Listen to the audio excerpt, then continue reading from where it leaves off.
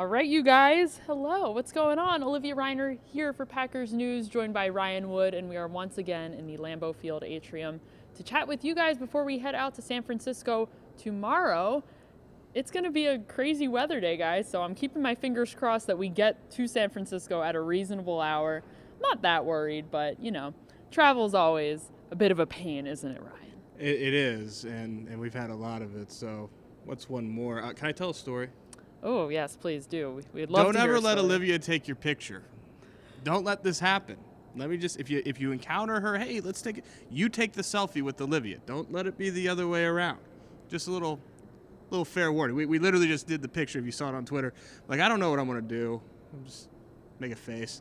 That was not the face that we should have tweeted. But anyway, that's neither here nor there. That's just a little story. Listen, if you can't laugh at yourself once in a while, A lot. what good is life, A you know? lot. You just got to be able to have a good sense of humor about yourself. She's helping that process. Yes. All right. So, Yeah. the Packers The this week. Packers, right. Let's talk about sports, guys. The Packers off to San Francisco, big NFC championship game in Santa Clara on Sunday. We will be there, obviously, hopefully, given the weather situation. But we were at practice today, so we can talk a little bit about that. Really, there's really not a whole lot to say about practice today because everyone was practicing. Here's the thing. It was deja vu for me. It was 5 years ago to the day, not the date, the day, Friday before the NFC Championship game, that I'm standing there inside the Don Hutson Center, crossing off every single name on the Packers roster because every single player was practicing before they went out to Seattle for that 2014 NFC Championship game. And I'm thinking to myself 5 years ago, this does not happen. I mean, this is the middle of January and everyone's this does not happen. Well, it does, because it happened today. 5 years later, same thing happens. Check off every name. It really doesn't happen, guys. Like, this is you can't overstate how remarkable it is that this team has all 52 players that have an open roster spot available and practicing Friday before an NFC Championship game.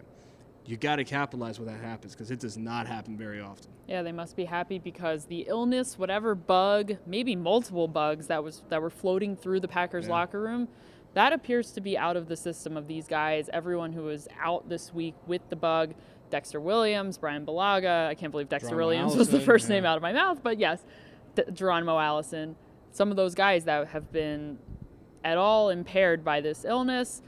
I know we've made jokes about it. I know Devontae Adams has made jokes about it, but it is serious. And these guys, it looks like, are on the upswing. I mean, I'll level with you here. I'm just really glad that it does look like that illness is on its way, or is out now, and we're still alive. Because that place, my goodness, that you're walking into a locker room where everyone's dropping like flies. I mean, everyone's sick. You're like, okay, what distance do we stand? I can't imagine having more than that 45 allotted minutes a day and trying to stay healthy as these players and this coaching staff was. Who knows how much it got through the coaching staff? We don't even know that. But you and me, we're healthy. Yes, we are. We made it. We're here. Knock on wood. I sneezed a think few so. times today because who knows why, but I'm a little worried about that. Yeah. She's going to yell at me now. I got off my spot. I'm a little worried. Yeah, you can't move that far away because you got to stay in the shot here. He might go way back there, and I'll ask Ryan questions. I'll shout to him while he's standing back there because got to quarantine myself. All right, guys. So as we said, injury status, not a whole lot to update you guys, but we're waiting for the injury report and the final report heading into Sunday's game. I don't know exactly what the situation is going to be there, but you'd think that these guys are going to be ready, all 52 guys on Sunday. They all practice today, so everyone should be good. 49ers are a lot healthier, too. Of the two teams, they're the team whose health has improved the most because the Packers have been healthy this whole time. The 49ers now,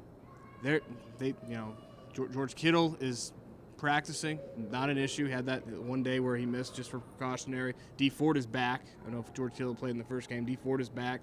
They've got some guys that have healed up, and they should be close to full go. Yep, as we mentioned yesterday, if you were with us in our live stream, the Packers have benefited immensely from being the healthier team in these matchups. This time around, both teams are healthy. Yeah. So that can't be the advantage that the Packers are leaning on. Not a coincidence, by the way. If you stay healthy in this league and you're also good, and both these teams are good and healthy, you have a good chance of being here. And the bye week certainly helps. Both these teams had the bye week. Yeah. So anyway, guys, let's get over to Facebook right now to take some of your questions. Hello, if you're there. We've got Michael here from Panama City Beach. I do not I'm think jealous. it is like single digits and snowing in Panama City Beach. I'm so jealous, That sounds Michael. lovely. I hope you're Take me enjoying that with you. time. We've got Rodolfo from Mexico. Wow, wonderful. I'm sure hopefully it's lovely. nicer there. Dean asks if the Packers are traveling out tomorrow. They leave at noon from Green Bay. So That's that good reporting right yes, there. I did yes, not know yes, that. yes, yes, they leave at noon. Steve wants to know, will the Packers use Raven Green? I'm assuming he's asking, will the Packers bother to sign Raven Green to the 53-man roster? He is still technically on IR. He's been designated to return. He's practicing. However, he has not been officially added to the 53-man roster. They still can add him. They can add him, I believe, up until tomorrow before they leave for the game. However, will they? I mean, they've got a pretty adequate replacement in Ibrahim Campbell. He's been performing well there. If Raven Green returns, I'd imagine that he's going to be used primarily in a special teams role. I'd imagine he might not even be on the 46 if he gets to the 53, which might be why he's not on the 53 right now, because if he's not going to crack the 46, why put him on the 53? So that would be my guess, but I really don't know. But if I had to guess, that's what I would think. Yes, so definitely something to keep an eye on from here on out, but who knows? We'll see what they decide to do. I wouldn't say it's a necessity. I know there's a lot of people out there all of a sudden who have been like, what about Raven Green? No disrespect to Raven Green at all, but it's just they might not need him. I mean, he can make a play if he's out there. He was good. He's a starter week 1, but the Packers don't seem to be very urgent toward adding him. Mm-hmm. We have Blake asking, do you expect the Packers to use a lot of double tight end formations? Have you been seeing them use that personnel package recently? Did they do it against the San Francisco 49ers in Week 12? What advantages might there be, whether it comes to pass protection, run blocking, or just simply having another receiver out there? Well, Matt LaFleur all years used a lot of 11 in conjunction with 12 and 21, and 12 being the 2 tight end sets. So, what he did last week was he used quite a bit of 13 personnel, where you had 3 tight ends on the field. Devontae Adams' 40-yard touchdown, that hellacious route that he ran on Trey Flowers, that came out of 13 personnel. Devontae Adams was the only true receiver on the field for that. So, you're going to see varied looks, but you've seen it the entire season. Yes, Brian says lots of 3 tight end sets and more Aaron Jones and Tyler Ervin together. We did get to see that a little bit last week. Tyler Ervin has added an interesting wrinkle to this offense and what he's able to do. We all know Matt LaFleur loves to use motion pre and post snap, and Tyler Ervin has shown that he can be capable in contributing there. He's, what do they call him? Is it Juice? Is it Swerve and Ervin? Swerve. Why did I think Juice? I don't know. Swerve. Good name for him because he does that. He swerves. So they've been creative with him. They've gotten more creative with him. They were the most creative with him in Seattle.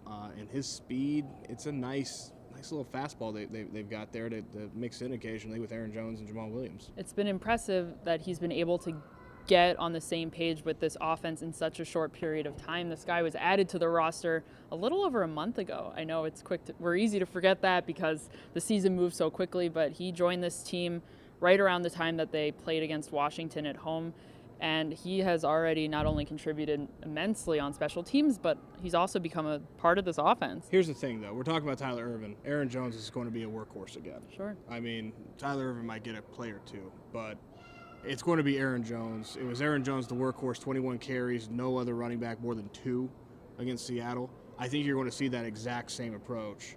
1 win from the Super Bowl, they're going to go with their best guys, and Aaron Jones is obviously the best guy. Aaron Jones didn't contribute very much Week 12 against San Francisco, and that was simply because they got behind immensely off schedule, and they weren't able to get back on track and get Aaron Jones involved in the way that they typically do, handing the ball off to him. They kind of abandoned the run game altogether because they were trying to force these big plays into happening, and they simply weren't there. And look, let's be frank, 49ers defensive line. Running against those guys, 4 first-rounders, not former first-round picks, 4 first-round picks. Thank you, Ryan. It's my pet peeve. So, this might be a game, and we've seen these type of games. Aaron Jones might not have 60 rushing yards in the first quarter of this game. He might not have 60 rushing yards in the first half of this game, but you have to keep going to him because eventually he's too good for you to shut out 4 quarters against anybody. There's not a defense in the league that's not going to allow a play if you are relentless in getting him the football. He's too good for that. So it might not be until the fourth quarter when the dividends come. What do we see against the Vikings week 16? We saw the Packers stay with it, and then Aaron Jones breaks off the 56-yard touchdown, the biggest touchdown of the season against the Vikings in the fourth quarter. So it's one of those games. They got to stay patient. They got to stay committed to the run early. That is vital. So Aaron Jones should have a big day against the 49ers, but another guy who could have a big day, should have a big day too, is Jimmy Graham. And I know we've said that a lot about him throughout the season. He hasn't always showed up when the Packers needed him to, but he did last week, especially on third down. Jim Ozarski yesterday was saying that he had about the same number of yards as he's had all season, the same number of catches, 3 for around 50. However, they came at really critical points on third down, and he was able to pick up 3 conversions on Sunday against Seattle. He's going to have to show up in a similar way. Jason says Jimmy Graham will have to show up. That was why I wanted to bring up Jimmy Graham. Thank you, Jason. But he said today in the locker room, sitting at his stall today, that he's been waiting 10 years for this game. Can you imagine waiting so long in your career for one game? That's what it is. It's mind-blowing. It really put things into perspective for me. I'm sure it put things into perspective for him, but this is going to have to be the game of his life on Sunday. Well, you got guys that play a long time in this league and never get to this point. It's rare, and Jimmy Graham's a great example of that, and it's a situational game. They don't need Jimmy Graham to go out there and catch 60, 70 yards or more. Third down, a play needs to be made. That's his time, and it's not about the stats at this point. It's about the situations, and that's what you saw last week. Throw out the 3 catches for 50 yards. He converted 3 third downs, and including the one that allowed them to run out the clock. That was a monumental impact on that game. Whatever the numbers are, that's what mattered. Another player on offense that's going to need to have a big performance. I'll give you 2 players. Ivan says Balaga's performance will be critical.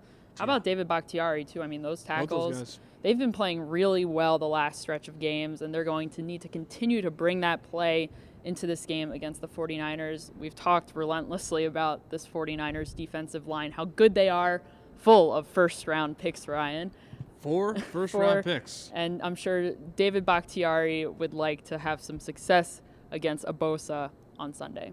Yeah, both of those guys are going to be very important. Brian Bulaga, also a first-round pick. Yes. Is the difference, obviously, because he left that first game in the first quarter, and his backup, Alex Light, gave up 3 sacks and was responsible for a 4th. They allowed 5 sacks. Do the math. That's 1 sack that Brian Bulaga is on the field. They might be held to that. So, that sack was a big one. It was the first one, and they fumbled the ball. And the first time the 49ers touched it, they were on the Green Bay 2-yard line. But still, it was a mess of pass protection as soon as Brian Bulaga left.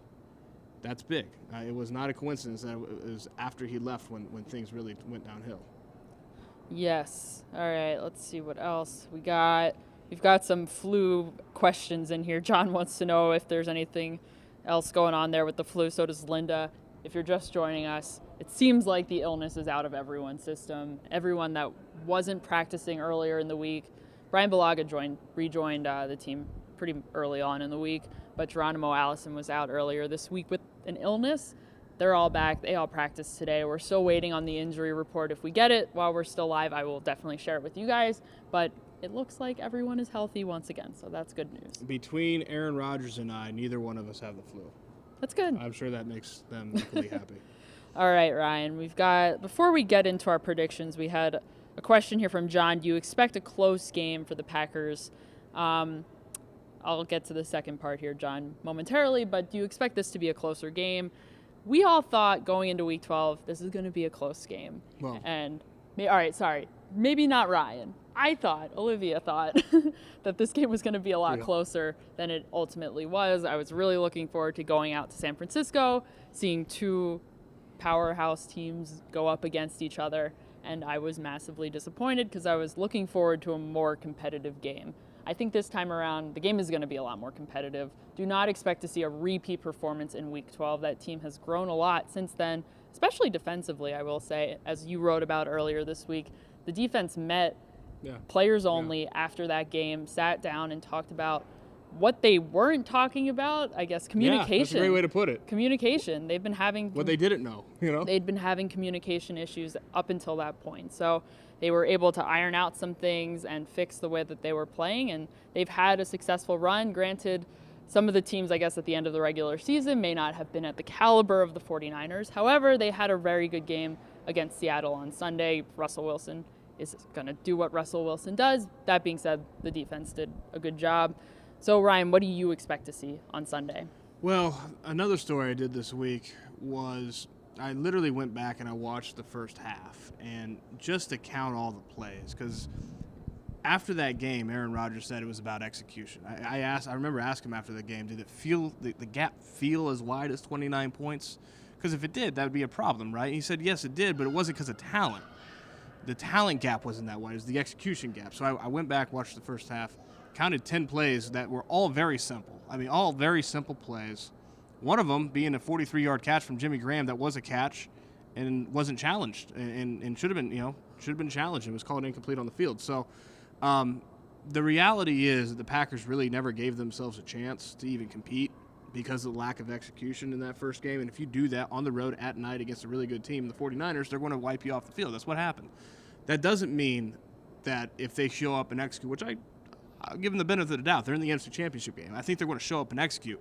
That does not mean that they're going to go there and get smoked again. I don't see that happening. Yes, I do think it'll be a close game. All right, well, with all that being said, Ryan, what do you think the score will be, and who will win this game on Sunday? I've got 49ers 20, Packers 17, and the reason for that is I can't unsee what I just saw. They weren't the better team when they went up head to head. I get the execution, like I just said. That's why I don't think it's going to be a blowout. But the reality is, on paper, with those 4 first-round defensive linemen, with that Shanahan scheme, and to me a big difference in this game is that the 49ers are a few more years advanced in that Shanahan offense, which is a very similar scheme to Matt LaFleur, than this first year in Matt LaFleur's offense. It's not apples to apples here. They have a head start. Because of that, I think it's going to be a really close game. I think they're going to be in the fourth quarter. Would not surprise me one bit the Packers are going to the Super Bowl. Would not even surprise me a little bit. I think it'll be nip-tuck, but I'll take the home team that is the better team at home, 20-17.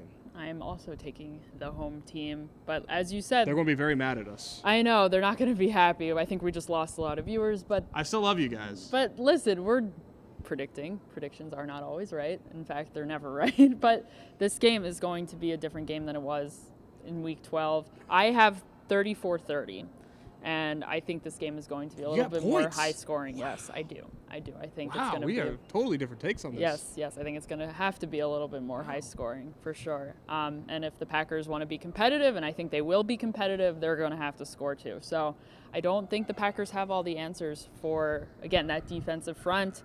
And I know we've talked about George Kittle a lot this season. He gave them fits in Week 12, and Packers have really struggled against some of these big, athletic tight ends.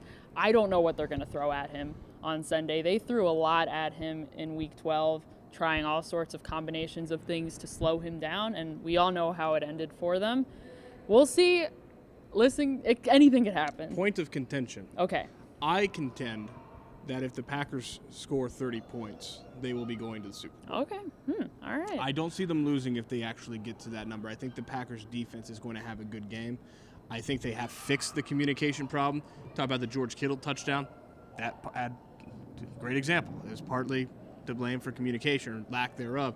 I think they fixed that. I think it will be different from that end, but who knows? A little silver lining for the people that are very upset with us right now. This is my third NFC Championship game I've covered. The first one being the 2014 game in Seattle, which is kind of similar to this because that year they'd gotten smoked Week 1, lost 36-16, 20-point blowout. And I'm thinking going out to Seattle that year, they're not going back to the same place that they just went to and they just got wiped off the field and go there and win. And of course they didn't win, but they were clearly the better team. It was a miracle collapse that prevented them from winning that game. The Packers were the better team than the Seahawks that year. Sometimes the better team doesn't win. 3 years ago, 2016, going out to Atlanta. I was convinced, run the table, it's happening. Aaron Rodgers could not be hotter. The way he's playing the quarterback position is maybe unparalleled to how it's ever been played. I was convinced they were winning that game. They got blown out. It was not even close. So the fact that I have the 49ers, really, believe me, it's a good thing. You want me picking the 49ers if you're a Packers fan. You definitely want this. Yep. Guys, anything can happen. We don't know. But we're going to stop talking about that because I'm not even looking at the Facebook comments right now. I'm sure you have some choice words for us. I'm going to selectively block it out for my own mental health. But listen, guys, who knows? It's all fun. Hopefully you're going to be good tomorrow. Keep it light. Try not to think about it too much. I'm sure it'll be on your mind a lot. We will be traveling, so we will see you guys on Sunday before and after the game to chat with you, take your questions, wrap it up after the game as well. It's going to be a really exciting one. I'm looking forward to it. This is my first NFC championship, let alone NFL playoffs, so I am excited to have a good time. All the good stuff as usual, PackersNews.com. Check us out. Follow us on social media as well. Ryan, any final words for our lovely viewers? I'm just really glad that we were able to stand here inside Lambeau Field, not pick the Packers, and there wasn't like a lightning bolt or something. That's what I'm happy about right now. Yes, we're still standing. We'll see what happens when we shut this off. But we'll see. Guys, thank you so much for joining.